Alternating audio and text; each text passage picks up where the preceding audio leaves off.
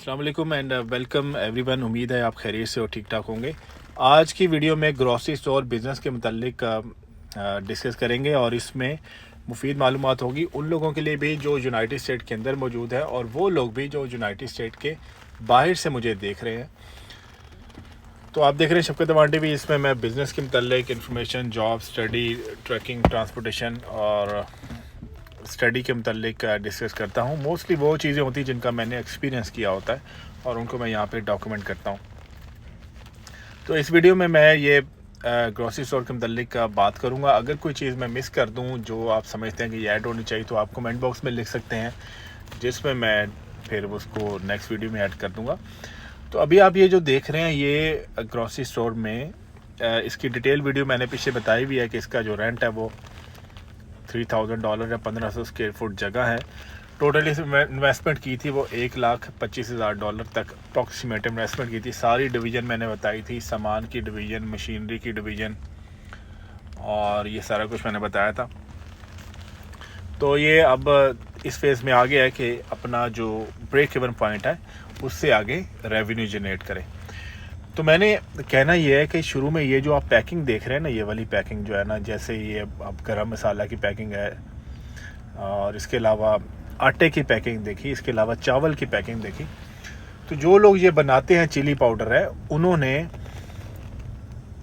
वो इसको United state में एक्सपोर्ट कर सकते हैं। एक्सपोर्ट करने का तरीक़ेकार मैं यहाँ पे इसमें भी ग्रोसरी स्टोर के हवाले से बताऊंगा। वैसे मैं जो बड़े स्टोर हैं, जैसा कि डिफरेंट है, वैसे तो वॉलमार्ट का डिफरेंट होता है और भी बड़े बड़े स्टोर हैं, तो उनसे बिज़नेस लेने का जो तरीक़ेकार होता है, इनसे कांटेक्ट किया जाता है स्टोर ऑनर से, सैंपल भेजे जाते हैं। फिर उस सैंपल के बाद पे आपकी अपनी जो फिर आपकी सर्विस होती है वो मैटर करती है कि सैंपल आप इफ़ेक्टिवली भेज रहे हैं।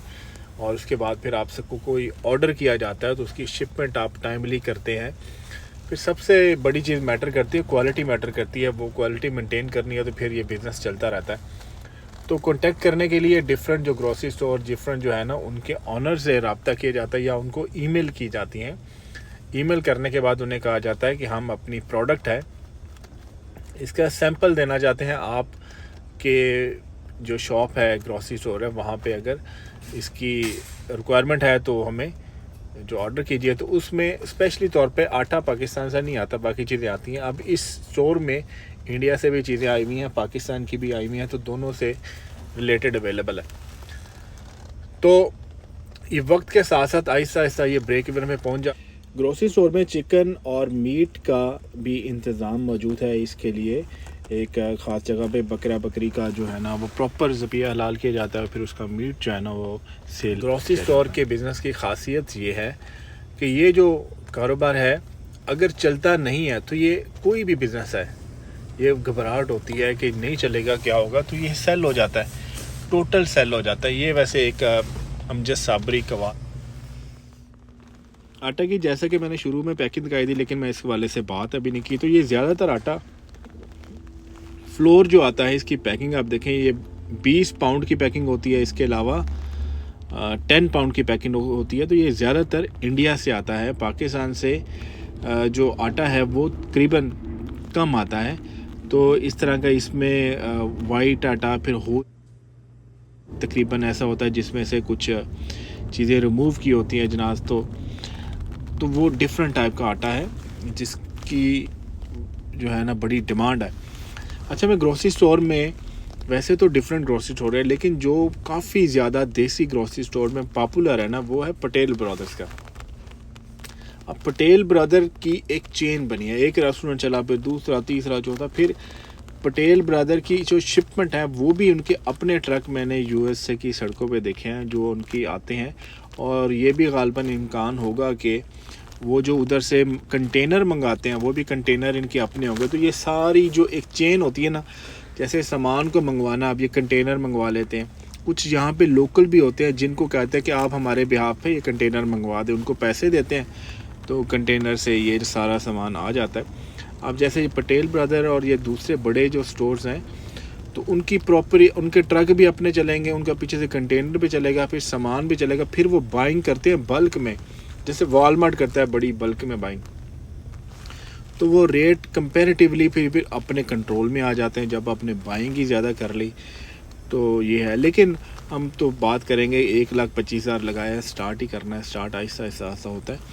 तो मैं ये कह रहा था कि इसमें इनकेस अगर ना चले तो ये पैसे रिटर्न हो जाते हैं। मैं बिज़नेस के हवाले से चूँकि ट्रांसपोर्ट का भी किया हुआ है तो मैं बताता हूँ। मैं ये कहता हूँ कोई भी काम करना है ना, ये याद रखें बातें, पहले आप 2 साल वो काम करें। अब कई दफ़ा ऐसे होता है कि ग्रोसरी स्टोर में काम करना बंदा शुरू करता है, बंदा कहता है यार क्या मैं आगे आऊँ, मैं खड़ा रहते मैं थक जाता हूँ, पसंद ही नहीं आता। होता है ना, बंदे का माइंड होता है मुझे बाहर फिरना चाहता हूँ।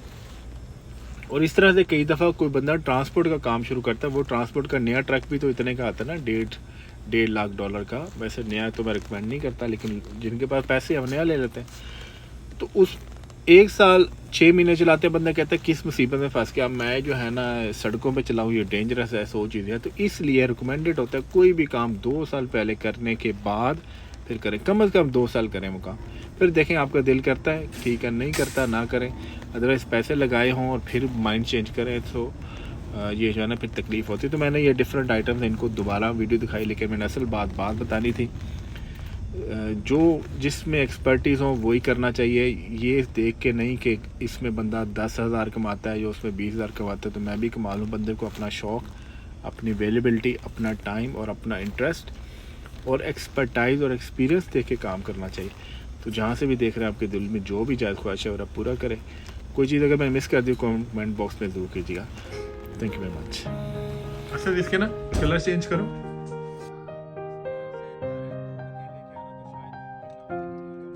कलर चेंज करो।